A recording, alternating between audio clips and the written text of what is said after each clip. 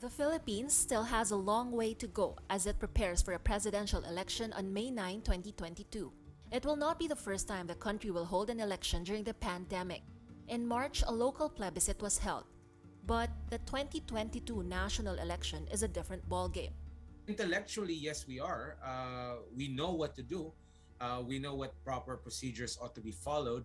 But the task of actually getting physically ready, that's still a way to go. The COMELEC plans to put up health screening stations and isolation polling places for voters who will arrive with symptoms. Election inspectors in isolation polling places will be clad in full personal protective equipment.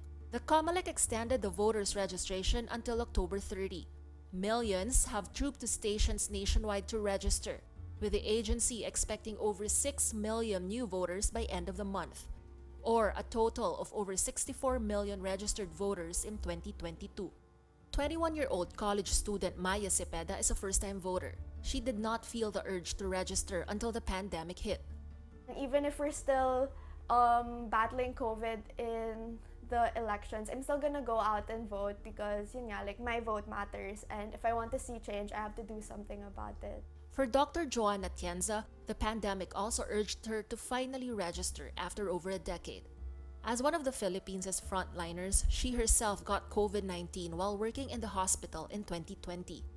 I've never voted before, and I think the way that the pandemic has been handled leaves much room for improvement. I have to make my voice heard this time around.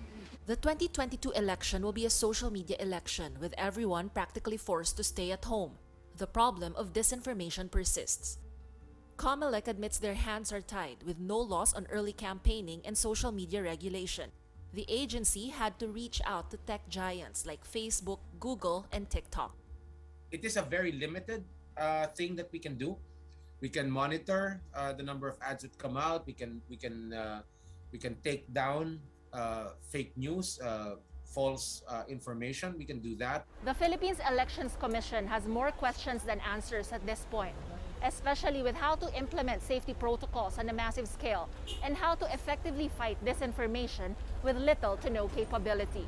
Despite all these challenges, the COMELEC assures a safe, free, and fair elections. It's for the public and the world to judge. Camila Lamia, See Today.